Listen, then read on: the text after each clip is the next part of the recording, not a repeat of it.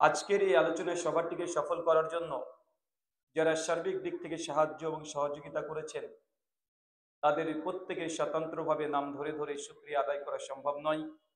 তারপরেও আজকের এই চলন্ত সভার সভাপতি সাহেব, সহ সভাপতি, অতিথি এবং বিশেষ অতিথি সহ দূর দূরান্ত থেকে যেসব দিনী ভাই এবং বোনের আলোচনা শ্রবণের উদ্দেশ্যে একত্রিত হয়েছেন এবং যারা অর্থ, শ্রম, মেধা, অক্লান্ত পরিশ্রম, দোয়া এবং পরামর্শ দিয়ে সহযোগিতা করেছেন, আল্লাহ সুবহানাহু ওয়া তাআলা তুমি তাদের প্রত্যেকের নেক নিয়াত এবং নেক আমলগুলোকে কবুল করে নাও, সকলে পড়ি আমিন। মহান সত্তা আল্লাহ সুবহানাহু ওয়া তাআলার কাছে দোয়া, এই প্রার্থনা, আল্লাহ সুবহানাহু ওয়া তাআলা আমরা মানুষ, আমরা কম বেশি ছোট বড় ভুল ত্রুটি বিচ্যুতি গুনাহ পাপ অন্যায় করে থাকি, আজকের এই আলোচনা সভার ওসিলায় আমাদের পেছনের ছোট ছোট গুনাহগুলোকে তুমি ক্ষমা করে দাও, সকলে পড়ি আমিন। সম্মানিত সুধী, বাদ মাগরিব থেকেই বিভিন্ন আলোচক তারা পবিত্র কোরআনুল কারীম এবং হাদিসে মুবারাকা থেকে অনেক গুরুত্বপূর্ণ আলোচনা আপনাদের সামনে পেশ করেছেন।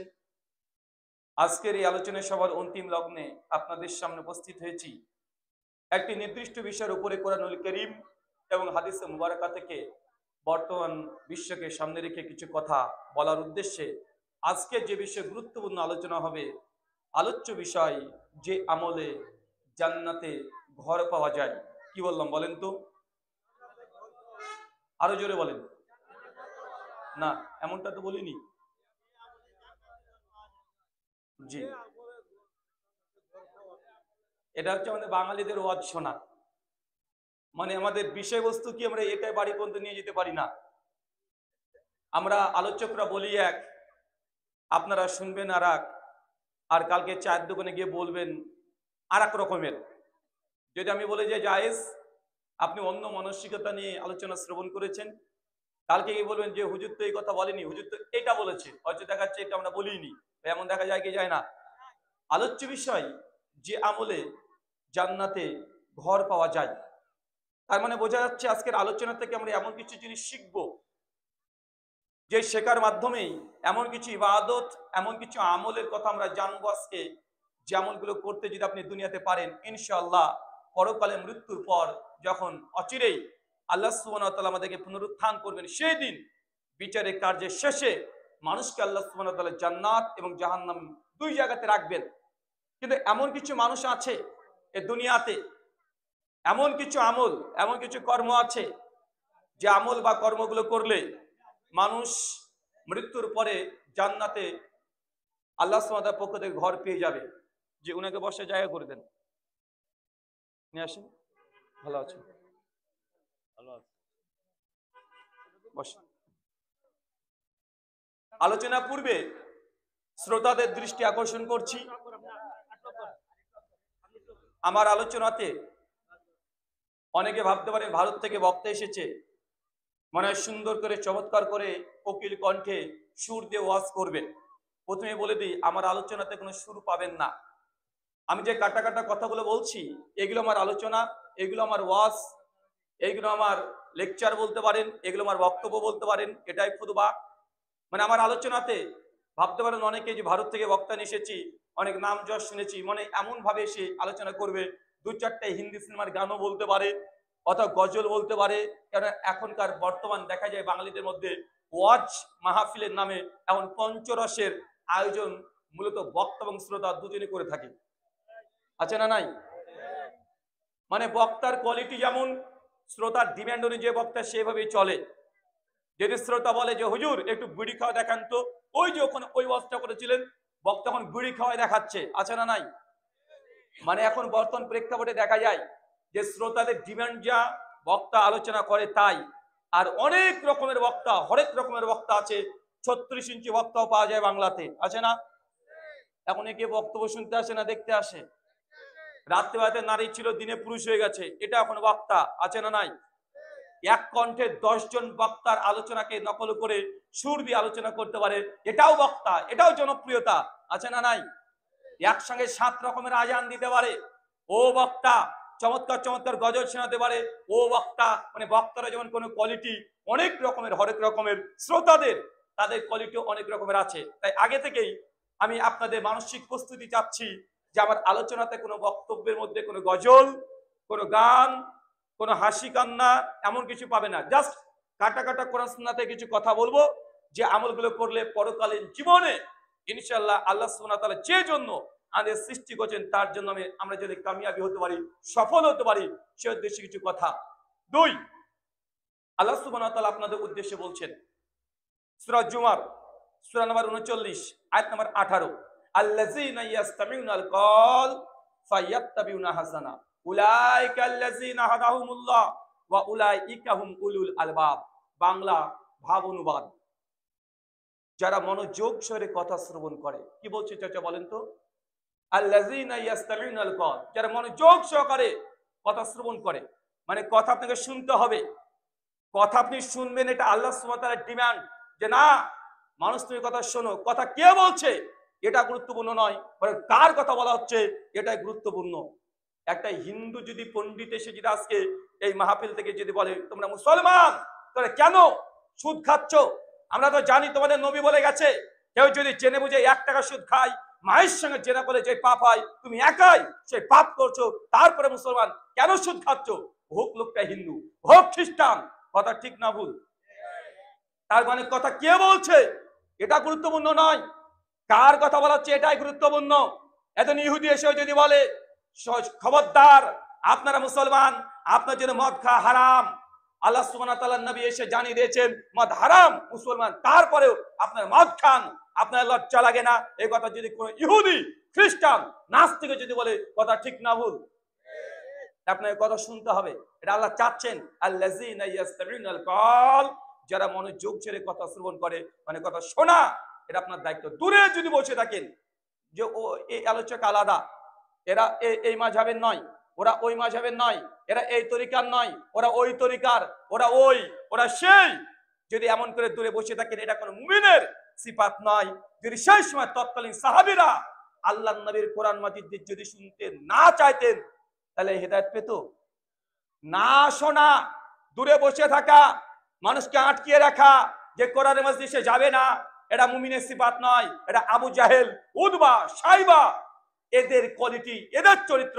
সেই সময়তে আল্লাহর নবী যখন কোরআন মাজিদ পাঠ করতেন, আবু জাহেল তার সঙ্গপাঙ্গকে ধরে রেখে দিতেন, খবরদার মুহাম্মদের কাছে কেউ যাবে না। কারণ তার ভয় ছিল যে নবীর কাছে কেউ যখন আসে কোরআন শুনে, সে আর তাদের 300 যত দেবতা আছে কারো উপাসনা করে না, এক আল্লাহকে চিনে যায়, আল্লাহ নবীর কাছে এসে ইসলাম গ্রহণ করে যায়।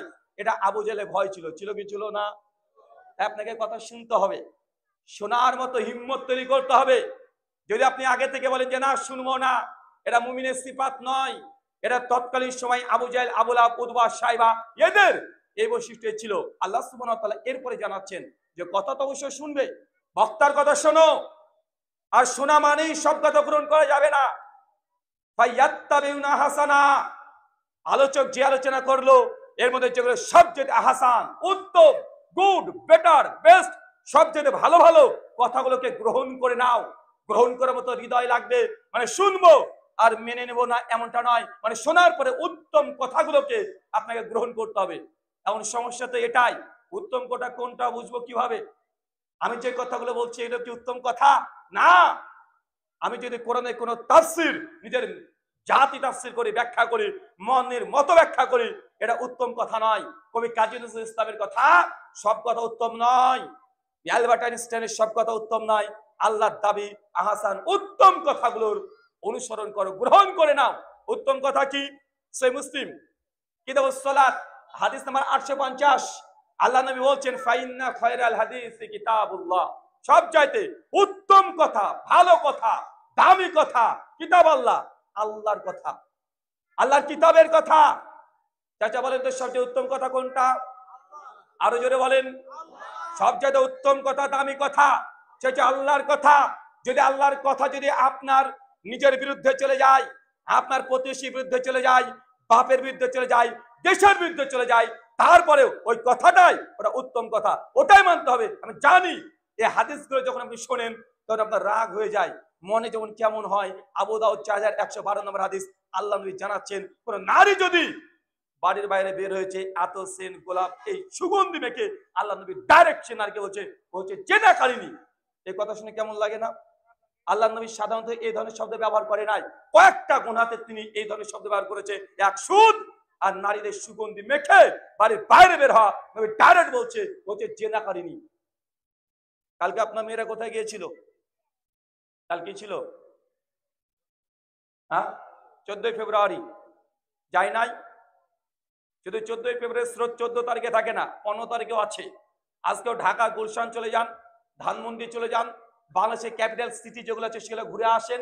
আমি তো মেহমান বিদেশি, বাংলাদেশ সম্পর্কে আপনি যতটা জানেন আমিও বলতে পারি আপনার চেয়ে মোটেও কম আমি বাংলাদেশ ঘুরি নাই, কারণ আপনি তো একটা জেলা ঘুরেছেন, বাংলাদেশের 64 জেলা, 537 খানা থানা, 56,000 বর্গ মাইল, এমন কোন জায়গা নেই যে আমাদেরকে যেতে হয় না, আজকে এখানে তো কালকে সেখানে।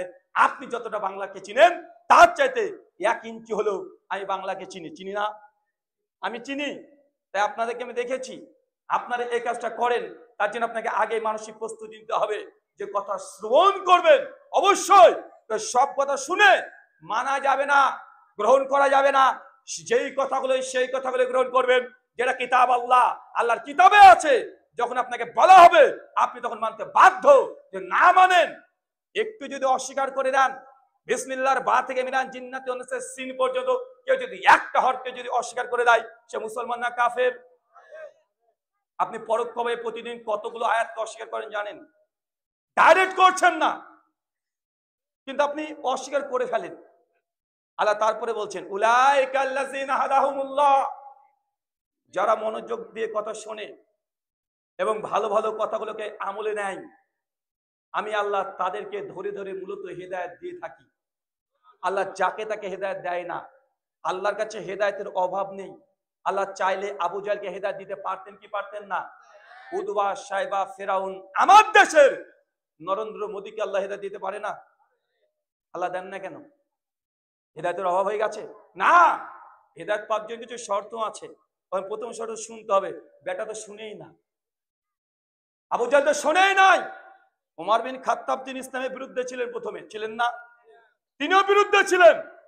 যদি দুর্বল সনদে আসছে আল বিদায় নিহায়ের মধ্যে, সবল ইমান লিল বাইহাকির মধ্যে, দালাইলুন নবুয়াতের মধ্যে ইমাম বাইহাকির, ওমর বিন খাত্তাব হাতে তরবারি নিয়ে নবী আলাইহিস সালামের দরবারে উপস্থিত হয়েছিলেন। প্রথমত তার বোনের বাড়িতে কি ঘটেছে দেখেছি, এই ঘটনা জানা আছে না? ওমর বিন খাত্তাব সেই সময় যদি কোরআন মাজিদে আয়াতগুলো না শুনতেন বা হেদায়েত পেতেন না। তার মানে আপনাকে কথা শুনতে হবে। আজকে আমাদের আলোচনা চলছে, আপনাদের আশেপাশে অনেক অমুসলিম হিন্দু দাদারা আছে না? আছে না নাই? ওরাও তো আছে।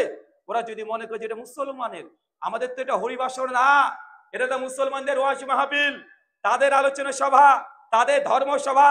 অতএব আমরা আমাদের বাড়িতে বসে থাকবো, আমরা আলোচনা শুনবো না, তাদের ওখানে যাব না। তারা যদি আমাদের আলোচনা না শোনে, অমুসলমান গুলো হেদায়েত পাবে? কথা বলেন, তা তো হেদায়েত পাবে না। তার জন্য আমি আগে শর্ত দিয়েছি, যখন কথা শুনবেন কিতাব আল্লাহ, ফাইন্না খায়রাল হাদিসি কিতাবুল্লাহ, আল্লাহর নবীর সবচেয়ে উত্তম কথা আল্লাহর কিতাবের কথা, ওয়া খায়রাল হাদি হাদিউ মুহাম্মদ সাল্লাল্লাহু আলাইহি ওয়াসাল্লাম, এরপর দুনিয়াতে সবচেয়ে উত্তম কথা সেটা মুহাম্মদ সাল্লাল্লাহু আলাইহি ওয়াসাল্লামের কথা। এই দুজনের কথা উত্তম। আর এই দুজনের কথার বিরুদ্ধে যত বড় মহত্তম পুরুষ হোক না কেন, যতই বড় পীর বুজুর্গ হোক না কেন, যত বড় ইমাম হোক না কেন, তার কথা যদি চলে যায়, কার কথা মানবেন? আল্লাহ এবং তার রাসূলের। এটা হচ্ছে মৌলিক নীতিমালা। আমি একই কথা বলি, আশেপাশে হিন্দু দাদারা আছে, আপনাদের কমিউনিটি আমাদেরকে জানিয়েছে, কমিটি পক্ষ আজকের, আমি এই কথাই বলি, যখন ইন্ডিয়াতে আলোচনা করি, এখানে আলোচনা করছি 100 আমার শ্রোতা শুধুমাত্র মুসলমান, কিন্তু ইন্ডিয়াতে আলহামদুলিল্লাহ আমরা যদি আলোচনা করি কমপক্ষে 20% অমুসলিম আসে। আমি এই জন্য হিন্দু শ্রোতাদের দৃষ্টি আকর্ষণ এই মুহূর্তে করতে যাচ্ছি, যদি আপনি জান্নাতে যেতে চান, স্বর্গে যেতে চান, আপনার কিছু নীতিমালা আছে। শ্রীকৃষ্ণকে অর্জুন প্রশ্ন করছে, শ্রীকৃষ্ণকে চেনেন? চেনেন না? না, আপনারা চিনবেন কিভাবে? হিন্দু দাদাদের গোটা বিশ্ব জগতে তারা 140 কোটি আছে। কত কোটি? 140 কোটি। মুসলমান আছে 170 কোটি, খ্রিস্টান আছে 220 কোটি। হিন্দু দাদারা মোটেও কম নয়। আপনারা বাংলাদেশে যারা মুসলমানরা সংখ্যাগরিষ্ঠ, ভারতে কি সংখ্যাগরিষ্ঠ না? গোটা বাংলাদেশে কত কোটি আপনারা মানুষ আছেন?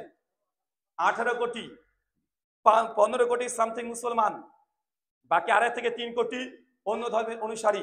আমি যে দেশ থেকে এসেছি ইন্ডিয়া, ইন্ডিয়াতে মানুষের সংখ্যা কত জানেন? 140 কোটি। আপনারা কত কোটি? 18 কোটি। ওখানে আমরা কত আছি? 140 কোটি। চাচা 140 কোটির মধ্যে মুসলমানরা ইন্ডিয়াতে সংখ্যা লঘু, মানে সংখ্যায় কম। কত কোটি আছে জানেন? 37 কোটি। বুঝতে পারলেন না মনে হয়? 37 কোটি ইন্ডিয়াতে, কিন্তু সংখ্যা লঘু কেন? সংখ্যা যে 140 কোটি। কথা বুঝতে পারলেন না? আপনারা বাংলাদেশে 18 কোটি মানে 15 কোটি মুসলিম, পাকিস্তানে যদি যান 20 কোটি মুসলিম, টোটাল হলো 35 কোটি। দুইটা দেশ মুসলিমদের সংখ্যা গরিষ্ঠ, কিন্তু ভারতে মুসলমানের সংখ্যালঘু হওয়ার পরেও কমপক্ষে 37 কোটি মুসলমান ভারতে বসবাস করে। আলহামদুলিল্লাহ। শ্রীকৃষ্ণ, হিন্দু ধর্মের অনেকগুলো দল আছে, অনেকগুলো, যেন আমাদের শিয়া সুন্নি 2 ভাগে ভাগ হয়ে গেছে। দুঃখজনক কথা, ভাগ হওয়ার কথা ছিল না, হয়ে গেছে। হিন্দু দাদাদের মধ্যে অনেকগুলো ভাগ আছে, যেমন আছে ব্রাহ্মণ, ক্ষত্রিয়, বৈশ্য, শূদ্র। আর এগুলোর মধ্যে কিছু দল উপদল তৈরি হয়েছে। দেখবেন কেউ দেখবেন কালী পূজার উপাসনা করছেন, কালী পূজাকে চেনেন? দেখবেন উলঙ্গ অবস্থায় থাকে, কুচকুচে কালো দেখতে, জিভটাকে বের করে রেখে দেয়, পায়ের তলে একজন বাবা শুয়ে থাকে, মানে মহেশ্বর শিব ও শুয়ে থাকে।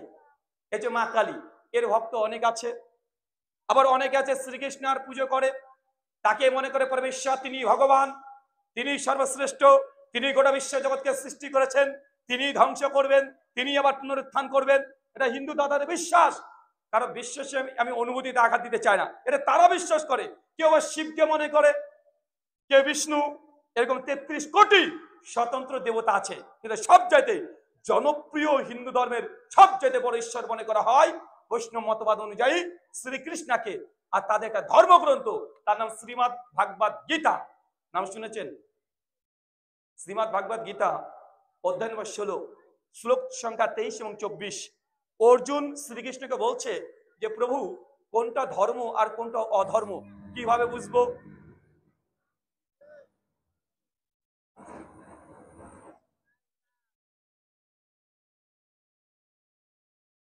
ঠিক আছে, তো যখন প্রশ্ন করা হচ্ছে যে কোনটা ধর্ম আর কোনটা অধর্ম কিভাবে বুঝবো, শ্রীকৃষ্ণ হিন্দু দাদাদের বিশ্বাস অনুযায়ী তাদের ঈশ্বর, তিনি বলছেন, শ্লোকটা কি বলছে দেখেন, ইয়া শাস্ত্রবিধি মুসৃজ্জাবত কাম করতাহ না সুখম না সিদ্ধাম না ব্নোতি না পরাম গতিম।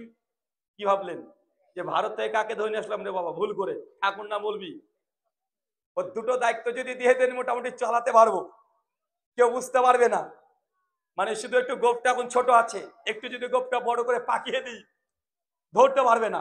শ্রীকৃষ্ণ বলছে ইয়া শাস্ত্রবিধি মুসৃজ্জাবত কাম করতাহ না সুখম না সিদ্ধাম না ব্নোতি না পরম গতিম। শোনো, যারা শাস্ত্রবিধি, শাস্ত্রকে পরিত্যাগ করে দিয়ে নিজের খেয়াল খুশি মতো যোগ্য করে পুজো করে অর্চনা করে, না সুখম না সিদ্ধাম না ব্নোতি না পরম গতিম, এ ব্যক্তি কখনোই এই দুনিয়াতে সুখ পাবে না, আর মৃত্যুর পরে কখনো তার পরম গতি হবে না। মানে স্বর্গ তো দূরের কথা, ওই বৈকুণ্ঠের ধাম ও জিন্দগিতে কখনোই যেতে পারবে না। অপরাধ, সে শাস্ত্রকে ছেড়ে দিয়ে মন যা চায় সে আমল করেছে, মন যা চায় সে ধর্ম পালন করেছে, মন যা চায় ধর্মগ্রন্থে নেই সেইভাবেই সে উপাসনা জপ তপ আরাধনা করেছে। শ্রীকৃষ্ণ বলছে সে ব্যক্তি কখনোই স্বর্গে যেতে পারবে না। ভাই বলেন তো, আমি একটু আগে কোরআন আর হাদিস থেকে যে অংশটা পেশ করেছি আর গীতার এই অংশের সঙ্গে সিমিলার আছে না নাই? তার মানে আমরা একমত এখানে অন্তত হতে পারি যে ধর্ম যদি পালন করতেই হয়, তাই ধর্মগ্রন্থে যা আছে, আল্লাহর কিতাবে যা আছে, নবী আলাইহিস সালাম যা বলেছে আমরা সেটাই করব।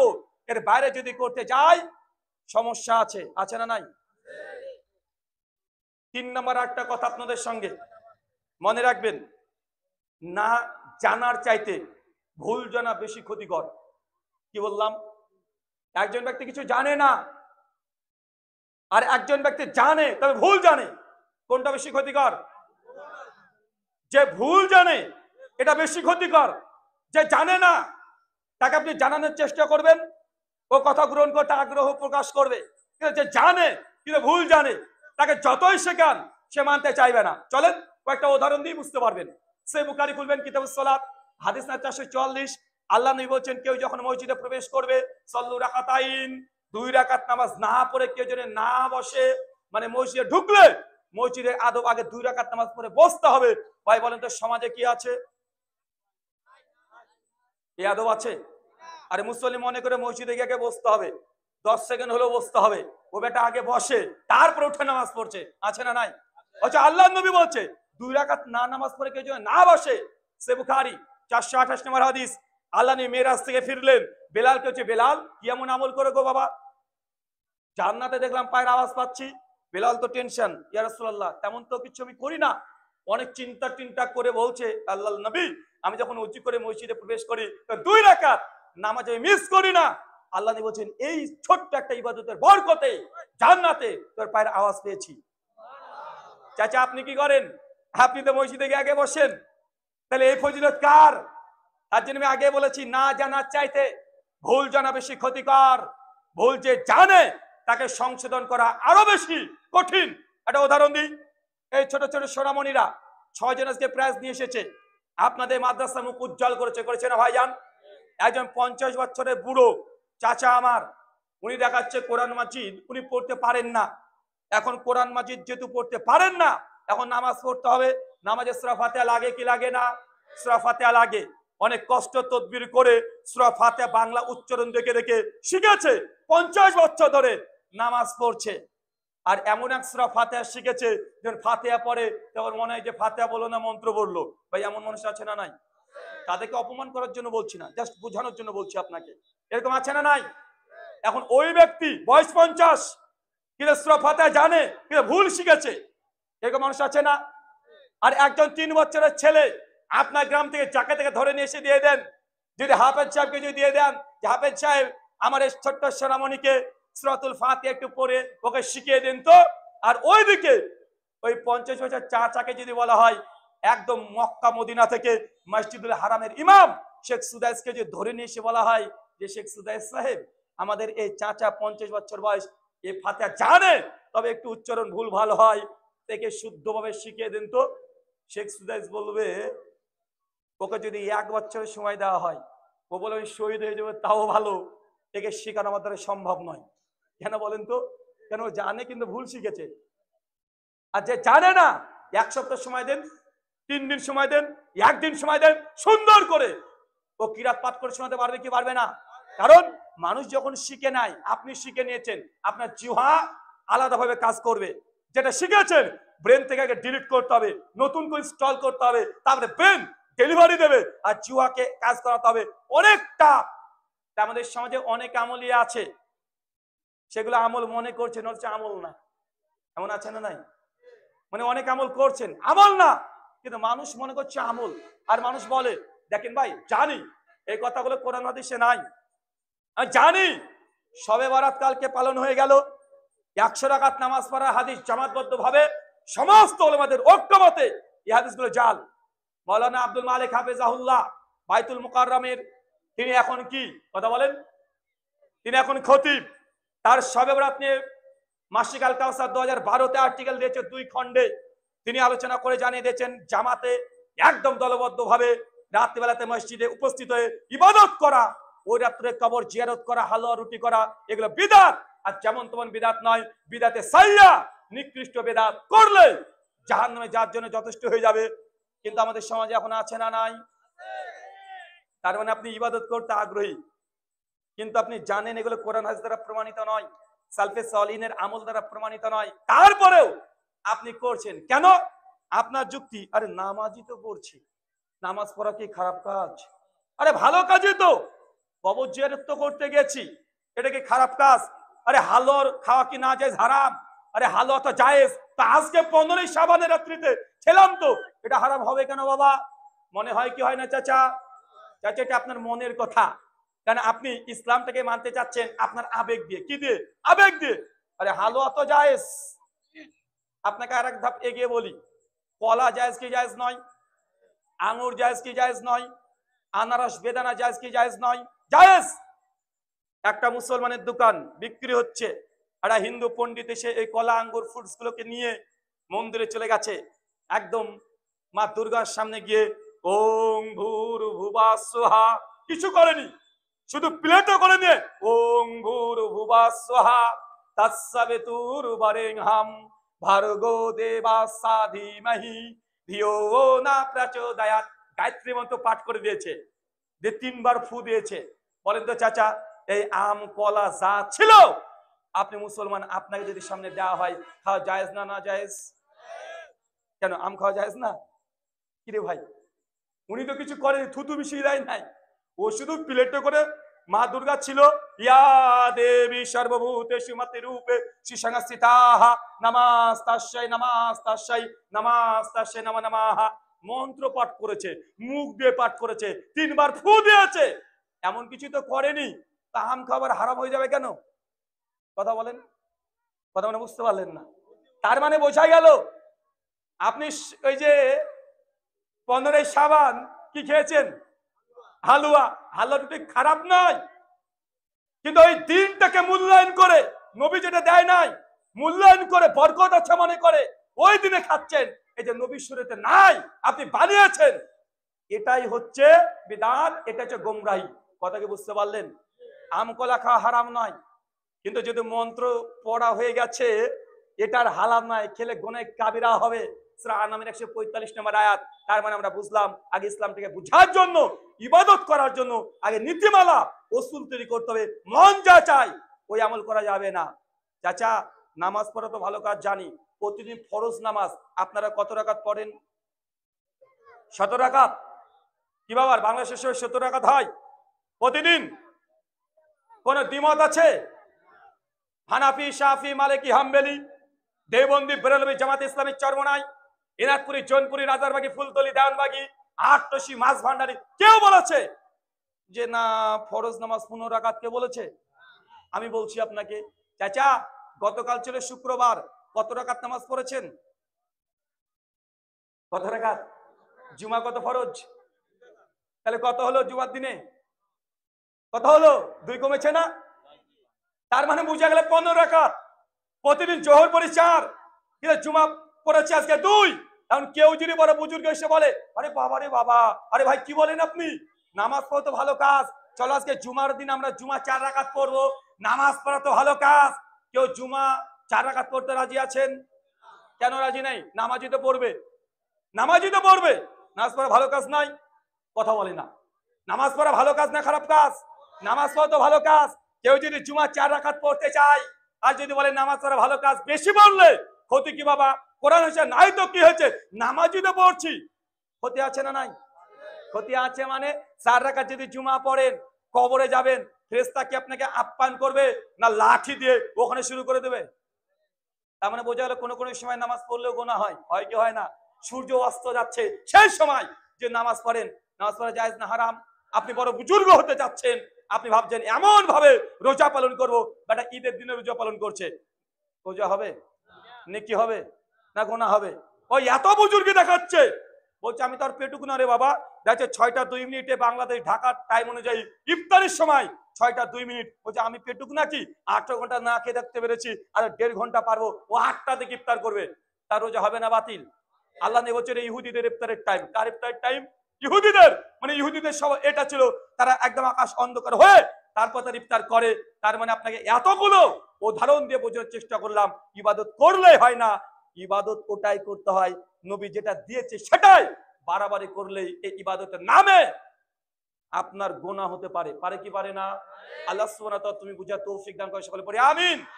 আলোচ্য বিষয়, যে আমলে জান্নাতে ঘর পাওয়া যায়। সুনান তিরমিজি 3550 নম্বর হাদিস, সনদ সহিহ। আল্লাহ নবী বলছেন আমার উম্মতের গড় বয়স 60 থেকে 70। কত বছর চাচা? কত বছর? 60 থেকে 70 বছর উম্মতের কি গড় বয়স। কেউ একটু বেশি বাঁচবে, কেউ একটু কম বাঁচবে, কিন্তু এভারেজ গড় বয়স 60 থেকে 70। নবী আলাইহিস সালাম তিনি মৃত্যুবরণ করেছে 63 বছর বয়সে, চন্দ্র মাস অনুযায়ী 62 বছর বয়সে। আবু বকর রাদিয়াল্লাহু আনহু তিনিও 63 বছরে তার ওফাত, মৃত্যুবরণ হয়েছে। তার মানে বোঝা গেল 60 থেকে 70 বছর উম্মতের গড় বয়স। সুনান তিরমিজি 2470 নম্বর হাদিস, সনদ সহিহ। আল্লাহ নবী বলছেন কিয়ামতের মাঠে প্রত্যেক মানুষকে 5খানা প্রশ্ন করা হবে। কয়টা? আরো জোরে কয়টা? 5টা প্রথম যে প্রশ্ন করা হবে, প্রথম প্রশ্নে বলবে আনুমুরহি, এ বান্দা তোমাকে যে 40 বছর বয়স দিয়েছিলাম দুনিয়াতে, যে 50 বছর বয়স দিয়েছিলাম, 60 বছর বয়স দিয়েছিলাম, আজকে সেই সময় সে বয়সের আজকে হিসাব দাও, প্রত্যেক সেকেন্ডের, মিনিটের, ঘন্টার। কিয়ামতের মাঠে আল্লাহ আপনার কাছে